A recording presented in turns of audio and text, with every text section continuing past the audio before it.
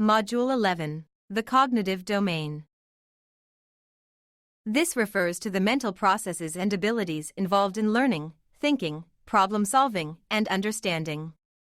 The cognitive domain is essential for children's growth and learning and can be fostered through various activities, experiences, and environments that stimulate their curiosity, engagement, and critical thinking.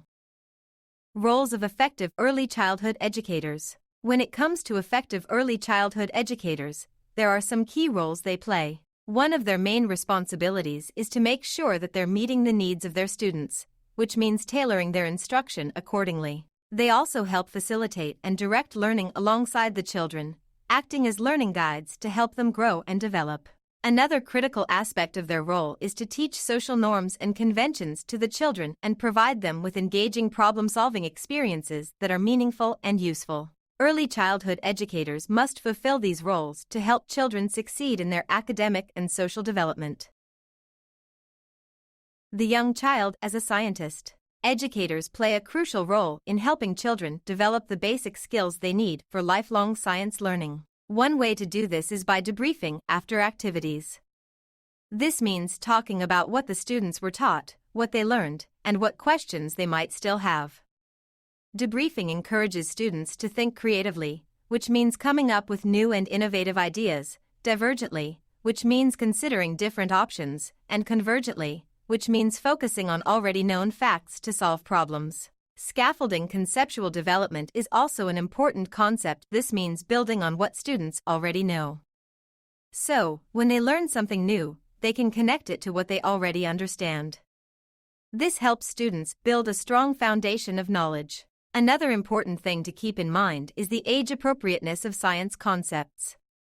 Educators should make sure that the concepts they introduce to their students are appropriate for their age and level of understanding. Lastly, it's important to research and prepare before introducing new science concepts to students. This will help educators to be better equipped to explain these concepts in a way that their students can understand. Advancing children's inquiry skills. It can be helpful to demonstrate good observation techniques to children so that they can learn how to pay attention to detail and observe things around them closely. Also, offering tools can help advance children's thinking and encourage them to think more deeply about the world around them. This could include things like puzzles, mind maps, and brainstorming exercises. Furthermore, it is also helpful to generate opportunities for active thinking by asking open-ended questions and encouraging children to explore different possibilities and perspectives. In addition, providing a structured environment where children can practice their inquiry skills regularly is important, whether that be through class discussions, debates, or other activities. And finally, using Socratic questioning is a way to help children develop their reasoning and critical thinking skills.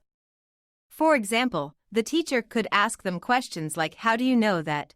to encourage them to reflect on their thought processes and consider alternative viewpoints. For databases for cognition. Physical database. This database contains knowledge related to the physical properties and characteristics of objects or entities. For instance, it includes information about body parts and physical attributes of different creatures such as spiders and insects. Logical mathematical database. This database contains knowledge related to logical reasoning, mathematical operations, and problem solving.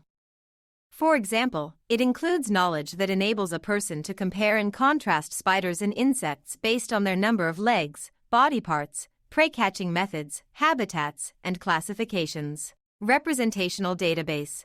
This database contains knowledge about creating and interpreting different representations such as drawings, sculptures, and written or spoken descriptions.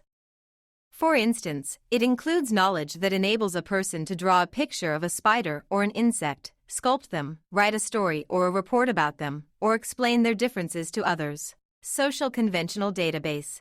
This database contains knowledge that is acquired from other people or social institutions and reflects the cultural norms, beliefs, and values of a particular society. For example, it includes knowledge that a person might gain from books, media, or conversations with others about spiders and insects, which may not be directly observable or experienced.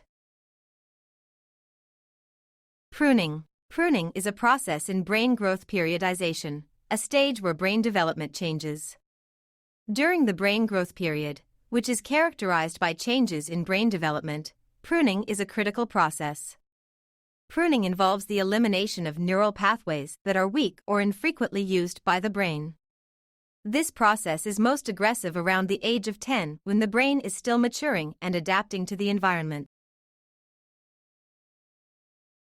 Math vocabulary. Mathematics involves many important concepts, and here are some vocabulary terms related to them. Classification, the process of grouping objects based on shared characteristics or attributes. One-to-one correspondence, the ability to match one object with another object or person in a one-to-one relationship.